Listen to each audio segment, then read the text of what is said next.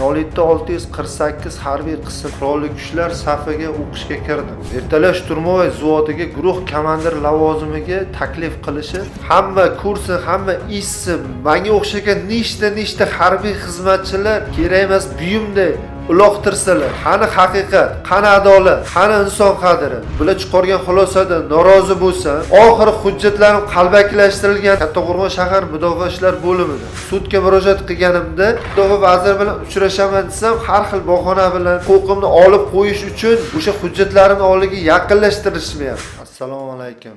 Hurmatli tomoshabinlar. Bu video murojaatimni Mudofaa vazirligi, Milliy xavfsizlik xodimlari, prezidentimiz, davlat xavfsizlik xizmatlariga murojaat qilib yo'llamoqchiman. Men Shamshiyev Rahimjon Rustamovich 1986-yil 6-oktyabr Samarqand viloyati Kattaqo'rg'on shahrida ishchi oilasida tavallud topganman. O'zimning intilishim, o'qishim davomida 2004-yil qurolli kuchlar safiga o'qishga kirdim. Chirchiq oliy tank qo'mondonlik muhandislik bilim yurtiga. 2008-yil shu harbiy bilim yurtini tugatdim va Farg'ona Sharqiy harbiy okrug qo'shinlar qo'mondonining 12494 harbiy qismiga ishga qabul qilindi. O'zim ustimdan ishlashim, salohiyatim, jismoniy tayyorgarligim yuqori saviyali tayyorgarlik ko'rganman. 2010-yil 45605 harbiy qismga jo'natildim. Andijon viloyati, Andijon shahridagi. U yerga 15 kun ishlaganimdan keyin 0648 harbiy qismning Namangan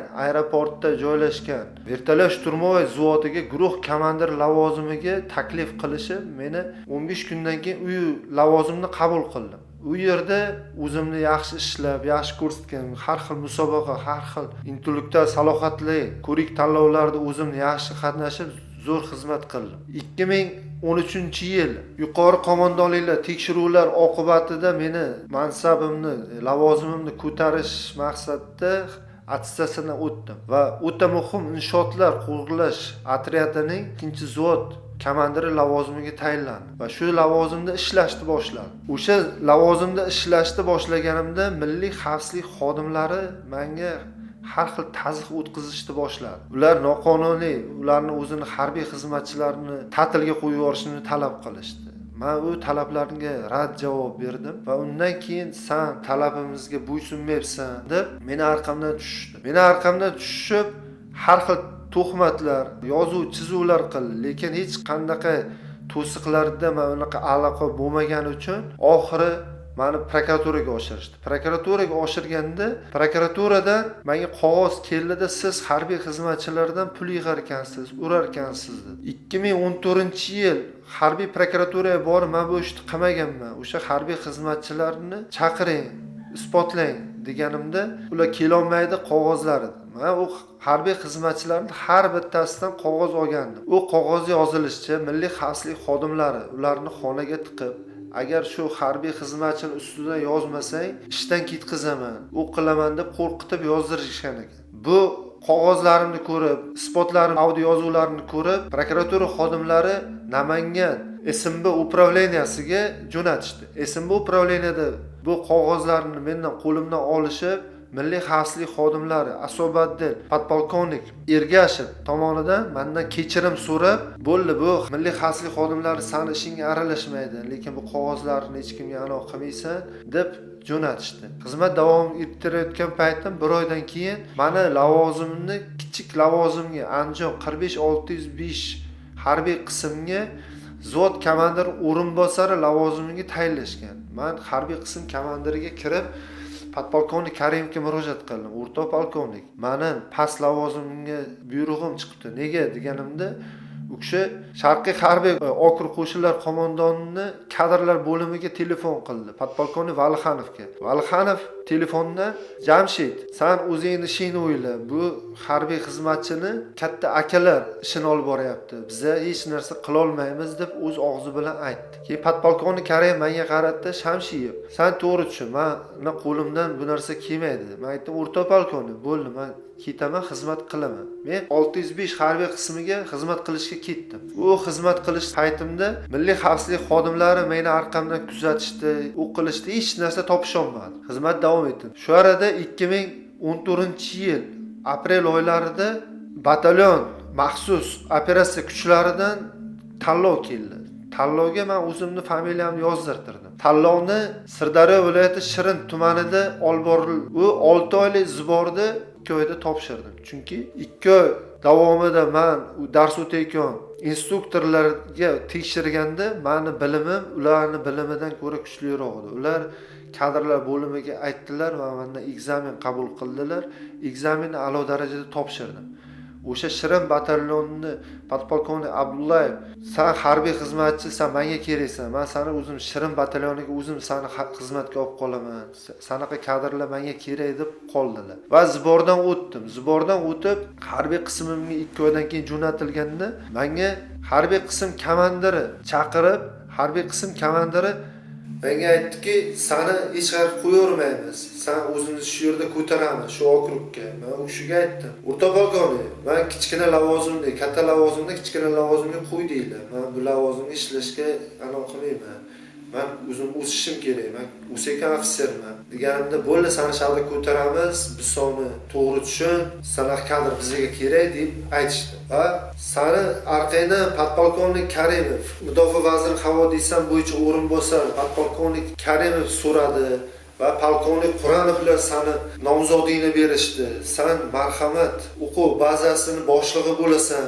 Shu lavozimga seni tayinlaymiz va o'zingni ko'rsatib o'sasan deb taklif qilishdi. Men bu taklifni o'ylab ko'raman va ko'tarilaman dedim. O'sishim kerak edi. Keyin attestatsiyaga qo'yishdi. Attestatsiyani topshirdim. Attestatsiyani topshirganimdan keyin harbiy qism komandiriga aytdim. O'rta polkovnik, ruxsat bersangiz, o'yinga ham bormaganga ancha bo'ldi. Uyga borib kelay deganimda menga 10 kunga ruxsat berdi. 10 kunga bordim. 10 kundan keyin xizmat davom ettirish kelganimda kvartiramda sherigim, harbiy xizmatchi, oddiy askar Najmiddinov bilan birga edim.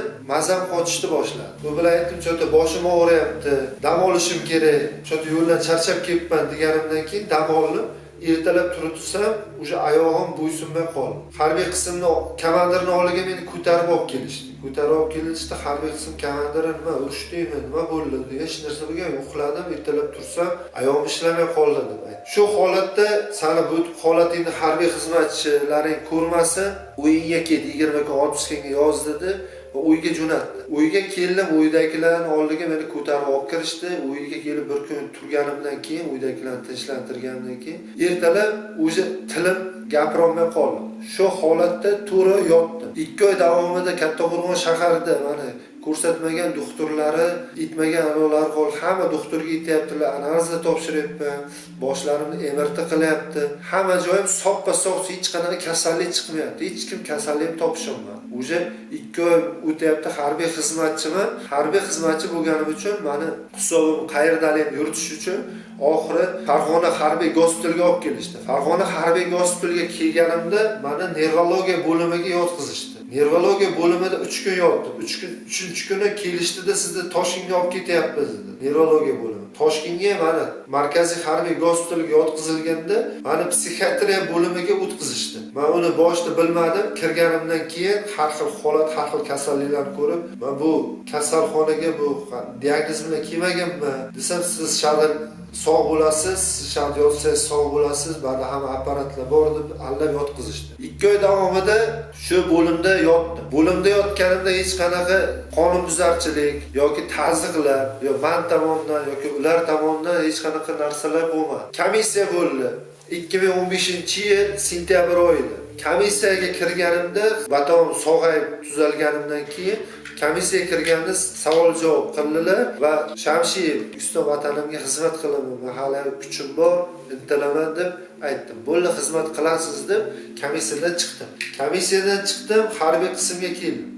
Harbiy qismga kelganimda Shamshiyev kasal lecheniya olib keling, 1 oy damo otpuska kallaring joyga keyin xizmatni davom ettirasan dedi. O'sha payti 2015-yil sentyabr oyida harbiy qismimiz proverka, ko'rik topshirayotdi. Men ko'rikka tayyorman, topshirishga tayyormasam, yo sen damingni olaver deydi. Va meni jo'natib yuborishdi. Ular jo'natib yuborganini men boshida tushunmadim. Keyin uyda turganimda ota-onam aytdi, o'sha otpuskam tugaman, xizmatga ketamasam uydagilar, "Yo'q, otpuskang tugamagan, sen pensiyaga chiqqansan" deyishdi. Men aytdim, "Qanaqa pensiya? Men hali xizmat qilishga otpuskaga keldim." "Yo'q, seni nomingdan pensiya chiqarilibdi" deb aytishdi. Shu bilan uydagilar bizga o'g'lim ishing ham kerak emas, puling ham kerak emas, sani sog'lig'ing kerak, sani mana to'roydan tuzatib olaylik deb aytishgandan keyin pensiya qilishadi. Surishtirsam, haqiqatan sani dokumenting почетga ketgan, 20 yil 3 oy почетing chiqibdi, pensiyang bor ekan. Bo'ldi. Hujjatlaring rasmiylashtirilyapti, u qilinyapti va 2015-yil 21-oktyabr kuni men harbiy qism hisobini o'chirtirilganini eshitdim. Men o'zim bu harbiy qismga bormaganman, bular chiqargan diagnozni ham ko'rmaganman va imzolamaganman. Meni nomimdan imzolangan, tasdiqlangan va meni nomimdan ishlar qilib chiqarib yuborilyapti. Va Kattaqo'rg'on shahar mudofaa ishlar bo'limiga har 2 kunga, har 1 kunga borib, mana xizmat jiltim keldimi, nima keldimi, kutyapman deb surishtirib turdim. Kelgan yo'q, kelgan yo'q. 2016-yili mart oyiga ham bordim, kelmadi.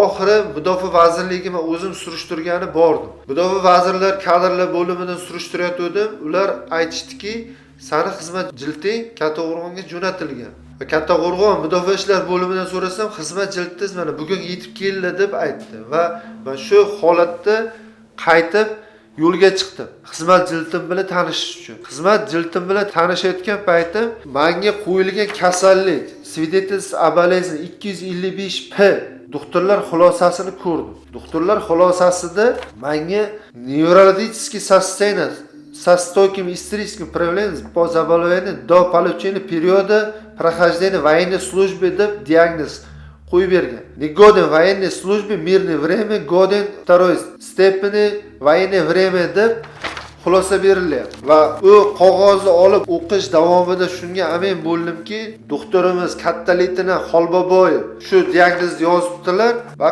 yozgan. Xizmat ta'til vaqtida oilaviy mojaro, akasi bilan mojaro qilayotgan paytida buni boshi og'rib, oyog'i ishlamay qoldi va shu kasallik keldi. Xizmat o'tish davrida hamshiralar bilan mojaro qilgan, o'zim suitsid holati, o'zim o'ldiraman degan bir ikkita aktlari bor deb yozgan. Professor Alimov bilan konsultatsiya, Alimov Ulug'bek Xudoyevich bilan konsultatsiya qilib, bu diagnozni tasdiqladi deb yozgan. Bu diagnozni 70% mi, 80% tuhmat, bo'xtonlar bilan yozilgan. Bu diagnozga aytadigan bo'lsam, birinchidan men bu diagnoz bo'yicha men mazam qochgani, o'zimda Kattaqo'rg'on shaharida mazam qochmagan va men ishxonamda ishga chiqqanimdan keyin mazam qochgan birinchi holatda. Ikkinchi holatda Alimov Ulug'bek Xudoyevich tasdiqladi deyaptilar. Lekin men Alimov Ulug'bek Xudoyevichni oldiga borganimda u kishi menga bunaqa diagnoz qo'ymaganman.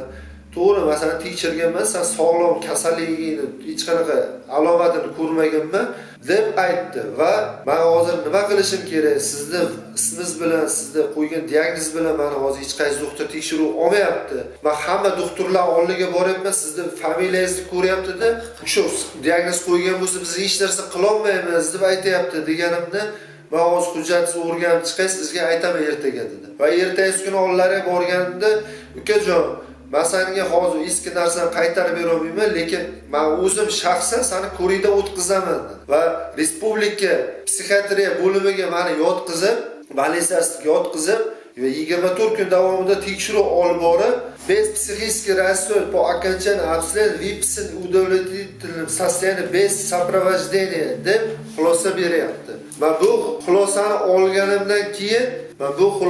olganimdan keyin Shahristanskiy harbiy prokuraturaga ariza yozdim. 2013-yil, 2015-yil P225 kasallik varaqi harbiy shifokor qarori bekor qilish haqida va har xil anolarni ko'rsatib, isbot tariqasida hamma narsalarimni ko'rsatib murojaat qildim. Sudda qarorida hal qiluvchi qarori chiqdi. Hal qiluvchi qarorida men yozgan arizam bo'yicha bular ko'rsatolmaydi. Sudda kelgan FTEK boshliqlari, doktorlar, men qaytadan ko'raydi, tekshiruvdan olinglar, men o'zim sog'lig'imga 100% ishonaman deganimda, biza o'sha paytda siz shu holatda edingiz, bizni tekshiruv olmaymiz deb aytdi. Lekin men o'sha paytda holatim ham, hozirgi holatim ham o'zimni tegishli va sidqidildan o'zimga qarayurganligim uchun a'lo holatda edi. Men 2004-yili 2015-yilgacha biror marta tibbiy punktga sog'lig'im ustidan shikoyat qilmagan va har doim jismoniy chiniqqanim uchun o'zim ustimda ishlaganim uchun sog'lom bo'lib yurganman. Mana harbiy xizmatchini met kitobchasini ko'rsatdim va o'sha sudga murojaat qilganimga tikdim. 2004-yili 2015-yili biror marta kasal bo'lib yotmaganman. Hamma joyga boryapman. Mudofaa vazirligiga ham kirdim. Mana hujjatimni olishdi yo ko'rishdi hech kim xohlamayapti. Men shuncha yil o'zimni sidqidildan intilib, shuncha harbiy xizmatchilar, har xil ko'ringlar, har xil musobaqalar o'zimni vatan uchun jonimni tikib, intilib, harakat qilib, qo'riqlab yuribman-da, xizmatimni oxirida xuddi hech kimga kerak emas inson sifatida chetga surilyapti. Ba'da meni nomimdan har xil qo'llar qo'yilyapti. Meni hujjatimga kimdirlar imzolab, meni nomimdan qalbaki hujjatlar rasmiylashtirilib, o'sha sudda ko'rdim, qo'l qo'ygansiz-ku deyapti. Men qo'l qo'ymaganman. Mana pasportim, mana tekshiring, pasportimga qo'l qo'yganman yoki mana oila olganman, hujjatlarni o'sha hujjatlar bilan tekshiring yoki varaq bering, men qo'l qo'yib beraman dedim. Qo'limni qo'yapti, qo'yilgan qo'y bilan tekshirganda mutlaqo boshqa. Sizning o'ngizga kim qo'l qo'ygan bo'lishi mumkin? Bu hujjat meni o'yimda turmaydi. Bu hujjat Mudofaa vazirlar kadrlar bo'limida saqlanadi. Bu hujjatni kim rasmiylashtirilgan yoki harbiy qismda kim jo'natgan? Lekin meni nomimdan men hozir 2015-yildan beri hozirgi kungacha faqat murojaat qilaman, vaqtga boraman, qog'oz to'playman, chopaman, lekin meni so'zimni hech kim eshitmayapti. Muhtaram prezidentimizga necha marta yozyapman. Yozganimizda meni hujjatlarimni yetib bormayapti. Hujjatlarim o'sha yo'lda yo'qib ketyapti. Bitta harbiy xizmatchi yoshligidan intilib, harbiy bo'laman deb, qiziqib, intilib, mehnat qilsa-yu, oxirida kelganda kerak emas buyumday uloqtirsalar, qani haqiqat, qani adolat, qani inson qadri? Hamma ko'rsin, hamma eshitsin. Menga o'xshagan nechta harbiy xizmatchilar shu holatga tushib turibdi. Shuning uchun video murojaat qilib yo'llayapman. Men haqiqat qaror topish uchun harakat qilyapman. Muhtaram prezidentimizdan iltimos qilib qolaman. Har bitta harakatim, har bitta chopganim, jon kuydirganim, har bitta so'zlarimni inobat qilib ko'rib chiqishingizni iltimos qilaman. Adolat qaror topishiga ishonaman. Harbiy xizmatdan 2015-yil 22-oktyabr kuni chiqartirilganman ro'yxatdan. Lekin 2016-yili 19-mart kuni menga harbiy xizmatchi ishchi hujjatim keldi deb aytishdi. Kattaqo'rg'on shahar mudofaa ishlar bo'limida. Lekin men xizmat varaqamni ularni ro'yxatga olish kitobini surishtirganimda 2015-yili 28-dekabr 2015-yili meni ishchi jildim yetib kelgan. Lekin ular menga ishchi jilding kelmagan deb vaqt o'tkazishgan. Keyin nima uchun bu vaqt o'tkazishganini surishtirganimda, agar men kasallikdan, bular chiqargan xulosadan norozi bo'lsam, sud orqali emas, 3 oy davomida agar men shu shikoyatdan noroziman deb sudga murojaat qilganimda, hech qanaqa to'siqlarsiz meni ko'rikdan o'tkazish huquqiga egaman. Bular o'sha huquqimni olib qo'yish uchun 7 oydan keyin menga ishchi jilding keldi deb tanishtirilyapti. Hozir sudga murojaat qilganimda vaqt o'tib ketdi.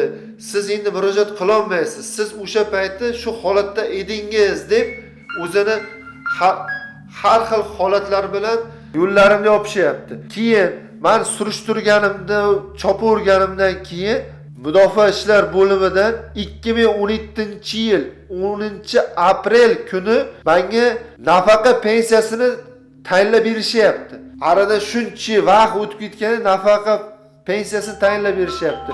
Lekin men pensiya bo'yicha men kasalmasman, sog'lomman desam, nega meni harbiy xizmatchilarim yuqori pensiya olishadi, lekin men ofitser, kapitan lavozimda bo'lib, meni buncha pensiya chiqaryapsizlar. Qani kasalmasman, meni qaytadan ko'ringlar, o'tkazinglar desam, sizga mumkin emas deb meni o'sha hujjatlarimni oldiga yaqinlashtirishmayapti. Mudofaa vazirligiga, mudofaa vaziri bilan uchrashaman desam, har xil bahona bilan sizni navbatingiz kelmadi, sizni navbatingiz o'tib ketdi, hujjatingiz yo'q, siz Kattaqo'rg'on mudofaa ishlar bo'limidan yo'llanma bilan kelishingiz kerak, doktordan xulosa olib kelishingiz kerak deb har xil bahonalar bilan hujjatlarimni qabul qilishmayapti. Mudofaa vazirining huzuriga kiraman, mudofaa vaziri bilan uchrashmoqchiman deganimda har xil bahona bilan sizning hali ochirtingiz kelmagan, kutib turing. Ochirtim kelganda ham sizni bu hujjatlarsiz qo'ya olmaymiz. Siz Kattaqo'rg'on shahar mudofaa bo'limi tomonidan yo'llanma bilan yoki doktor xulosasi bilan kelishingiz kerak deb har xil bahonalar bilan kirgizishmayapti. Kattaqo'rg'on shahar mudofaa ishlar bo'limi boshiga uchrasam, men bunaqa yo'llanma bera olmayman. Doktorlarning oldiga borsam, bu odam, bu psixiatr qo'l qo'ygan, sizni ko'rikdan o'tkaza olmaymiz deb har xil bahonalar bilan meni ko'rikdan o'tkazishmadi. Oxiri 2020-yili shu professorni o'zini topib, o'zini huzurlariga yozilib, qabullariga o'zlari bilan gaplashganimdan keyin bu kishi, men senga bunaqa diagnoz qo'ymaganman, men bunaqa narsa qilmaganman, lekin sizni familiyangiz kiritilgan, bilmadim, meni familiyamni qo'shgan bo'lishi mumkin, lekin men senga xulosa bermaganman degan uchun shu insonni o'zi shaxsan meni familiyam bilan bo'lgan bo'lsa, men seni o'zim ko'rik o'tkazaman deb mana sog'lom degan ko'rikni oldim. Shu insonni o'zidan. Aradan shuncha yil 2015-yildan 2020-yilda mana shu paytgacha ag'dan baqqa, bag'dan aqqa, uni oldiga borsam uni olib keling, buni oldiga borsam uni olib keling. Yoki bu hujjatingiz bilan sizni qabul qila olmayman, sarson qilishdi. Oxiri hujjatlarim qalbakilashtirilganini bilib, men har bitta inson, har bitta qog'oz ishlagan joylarim, guvohlarning oldiga borib hujjat to'plashni boshladim. Haqiqat uchun kurashaman. Men shuncha yil mehnatim, shuncha yil harakatim uchun haqiqat uchun kurashaman deb harakat qilishni boshladim. Men vatanimga xizmat qilaman, intilaman, o'z ustimdan ishlayman va yuqori lavozimlarga ko'tarilaman. Nasib bo'lsa general bo'laman deb даже o'ylanmasdan 30 yoshimgacha harakat qildim. Oxiri 2016-yil zaxiraga chiqarilganimdan keyin 2016-yil o'ylandim. Xudoga shukr, hozir 2 nafar farzandim bor. Lekin 2 nafar farzandimga ham men otang shu harbiy bo'ldi deb kelajagini qilib bera olmayapman. Va ularga har xil mana psixiatrический diagnozlar qo'yib, bandalarni qo'yib, men tamg'a olib kelyapman. Ularning kelajagiga ham haqiqat qaror topishini talab qilaman va iltimos qilaman. Ko'rib chiqinglar, iltimos.